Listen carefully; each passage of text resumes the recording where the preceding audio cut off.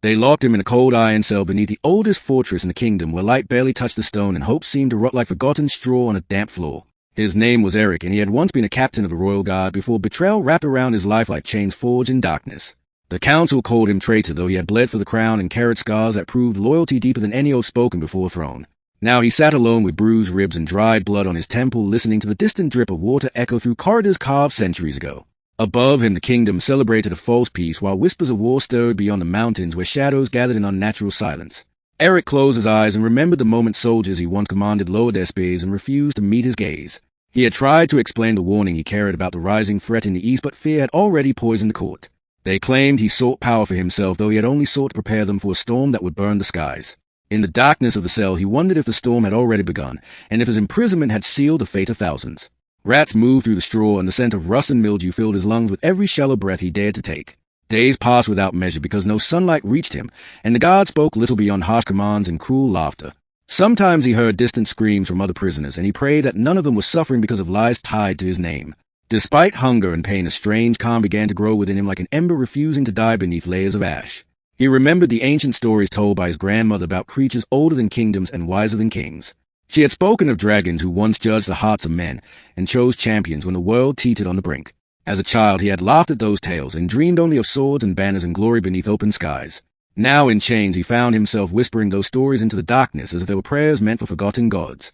On the 7th night since his imprisonment, the air in the cell changed and carried a scent of smoke that did not belong underground.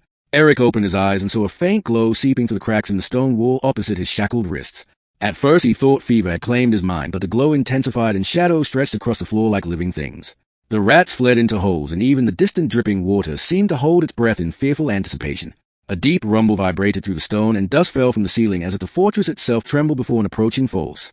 Eric struggled to stand, though his chains bit into raw skin, and his muscles screamed from weakness and neglect. The wall before him cracked with a sound like thunder contained within stone, and a burst of molten light split the darkness apart.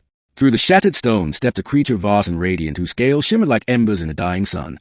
Its wings brushed the ceiling, yet did not break it, and its eyes burned with ancient intelligence that pierced through Eric as though measuring his very soul. Flames flickered along its spine, but did not consume the straw or scorch the iron bars that enclosed the cell. Eric fell to one knee not from fear but from awe, because every childhood story surged back into his memory with startling clarity.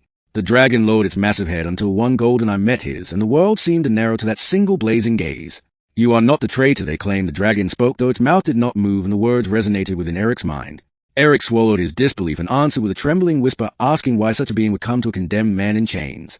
"Because a kingdom has chained its only shield," the dragon replied, "and the storm you warned them of has already crossed the mountains." Images flooded Eric's thoughts of armies clad in black iron marching beneath banners marked with a crimson sigil shaped like a broken star. He saw villages burning and heard the clash of steel and the cries of children fleeing through smoke-choked fields. Rage flared within him, but it was tempered by sorrow at the knowledge that his warning had been ignored. "Why free me now?" he asked silently as the dragon studied the bruises that marked his face and the iron that bound his wrists. "Because the time for counsel has passed and the time for fire has come," the dragon answered with a growl that shook dust from the cracked walls. With a single breath, the dragon released a controlled stream of flame that wrapped around the chains without touching Eric's skin.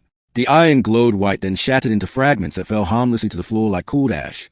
Strength surged through Eric, not from magic, but from renewed purpose, as he rose to his full height before the ancient creature. The dragon turned toward the iron bars of the cell, and exhaled once more, reducing them to molten ruin that flowed aside like water.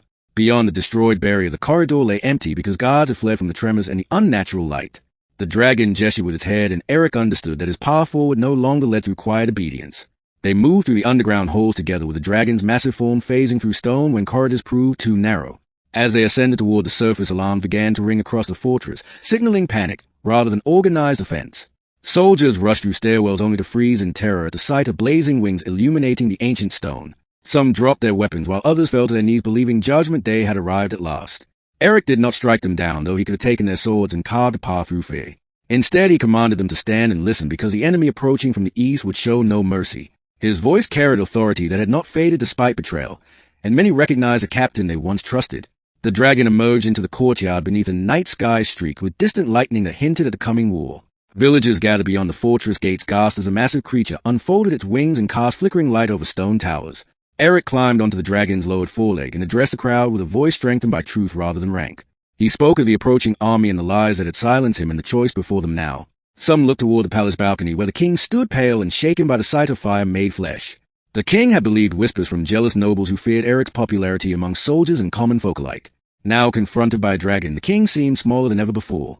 The dragon's voice rolled across the courtyard like distant thunder, declaring that it served no throne but the balance of the realm. If the kingdom fell, darkness would spread beyond borders and devour lands untouched by this conflict. Eric called upon the soldiers to prepare the walls and gather supplies and send riders to warn every village within reach.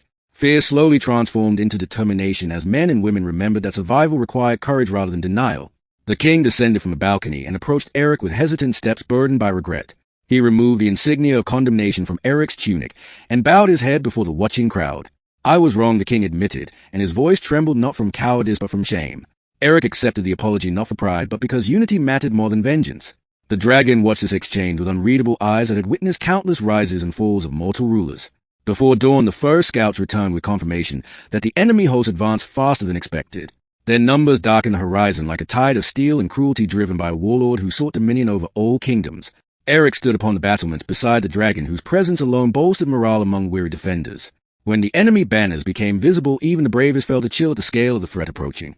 Drums echoed across the plains, and siege engines rolled forward, pulled by beasts bred for destruction. Eric raised his sword and shouted commands that flowed through the ranks with disciplined precision. Archers knocked arrows while engineers prepared cauldrons and reinforced gates that had not faced true war in decades. The dragon inhaled deeply, and the air around it shimmered with gathering heat that bent light itself. As the first wave of attackers charged, the dragon unleashed a torrent of flame that carved a blazing trench across the field. Chaos erupted among the enemy as fire consumed siege towers and scattered formations meant to overwhelm the walls.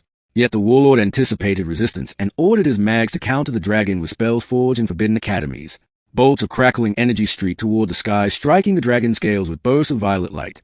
The dragon roared in pain but did not fall, and its wings beat once to send a shockwave across the battlefield. Eric saw that victory would not come from fire alone, and rallied a contingent of cavalry for a daring strike. When the gates opened briefly under covering arrows, he led the charge with fearless resolve. Steel met steel, and the clash rang louder than any drum as Eric carved a path toward the enemy mags. He remembered the faces of villagers from his childhood and fought with the strength of every promise he had made to protect them. The dragon descended behind him, shielding the cavalry from flanking forces with sweeping arcs of flame. Eric reached the circle of mags and disrupted their ritual by shattering the staff of their leader.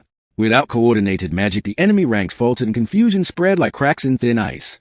The warlord himself rode forward clad in black armor etched with cruel symbols that seemed to absorb light. He challenged Eric with a voice amplified by dark enchantment, and the battlefield quieted in tense anticipation. Eric accepted the challenge because ending the conflict required striking at its source. Their duel unfolded amid smoke and embers, with sparks flying each time their blade collided. The warlord fought with savage strength but relied heavily on fear as a weapon. Eric fought with clarity born from betrayal and redemption and refused to yield ground. Above them, the dragon engaged monstrous creatures unleashed from cages dragged by the enemy host.